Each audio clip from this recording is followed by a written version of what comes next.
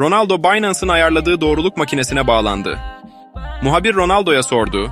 40'lı yaşlarında da hala en üst seviyede oynayacak mısın? Ronaldo'nun cevabı ise Hala oynayacak mısın? 40'lı yaşlarında en yüksek seviyede. Tek kelimeyle. evet. Sizce Ronaldo o yaşlarda üst seviye oynamaya devam eder mi?